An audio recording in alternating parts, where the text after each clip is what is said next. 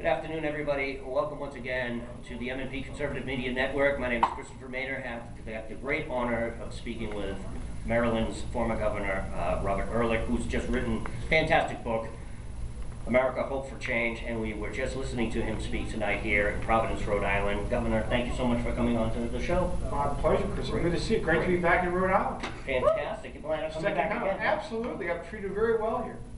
Excellent. Sir, you made a great statement tonight in your speech about ending the war, and you used a great analogy referring to historical ending as opposed to the war ending. You used the term a semicolon, that nothing has really ended as far as the war. There's always a next chapter. And I'm wondering, is this part of the narrative that Obama is driving, that somehow ISIS is George Bush's fault?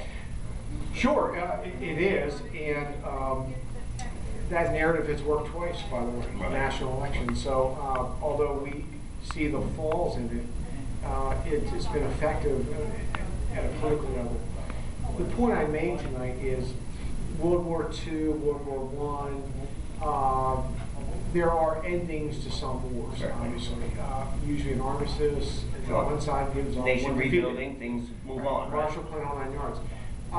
In these conflicts, we made a mistake in pretending there even could be an end. It was the end of American involvement, but not the end of American interests, nor was it their end. They had no intention of ending. That's correct. They're cool characters. They wait, we leave, they just carry on to another phase of the war. Well, and speaking of which, it's now 4th of July weekend coming up, and the American government is warning Americans that ISIS may be here. Sure. So somebody coined a phrase recently, you may think you can leave the Middle East, but the Middle East will find you. That's right. And so I think it's intellectually dishonest to talk about the end of war, those wars particularly. We have an enemy, again, who thinks in terms of decades, maybe centuries. Certainly. Not political promises, the end of election cycle. And you had mentioned earlier about this being a historical game changer as far as allowing Iran to get the bomb. Before, in the past, when the bomb was first developed, there was a very select club. We worried about the Soviets. China, of course, got it. We all remember the Red Scare in the 50s. We know that historically. This is, you're right, when you made that statement during your speech tonight, this is historical. Could we potentially see a mushroom cloud somewhere? Well, this is a departure from the premise of American foreign policy for the last any number of years, obviously. For since World War II, right? World War II. It's a nuclear Iran, a threshold nuclear power, a destabilizing power, the world's largest sponsor of terrorism, and a regime that we had on its heels not so many months ago with sanctions, and a regime and a green revolution where the small d Democrats, the Iranian people, were saying we demand freedom and we don't want war, and we don't like what the Ayatollahs are doing to our culture and our country, and we decided not to play our advantage. This is part of what we said earlier about them being cool characters.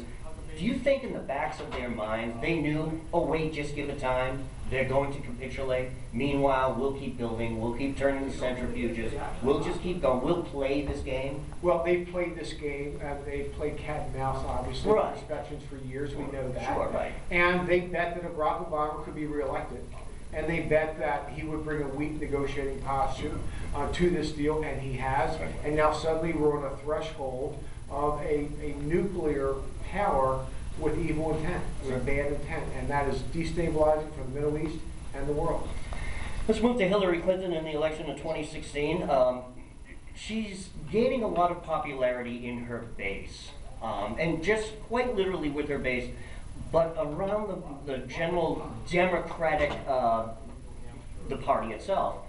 She seems to already be the anointed front runner. How do you account for this? I mean, we all know her history. We know about Benghazi, her records when she was First Lady, her records when she was Secretary of State. Rose Law for a Billy Rose Law. I mean, I'm stammering in my words. We could go on for really hours. But my point is everybody is all on board with her, despite the fact that this history exists. Well, what is this phenomenon we're looking at? Define your everybody, though. In this case, hard left, sort of feminist, progressives, base Democratic voters, yeah, they are on board because she represents them.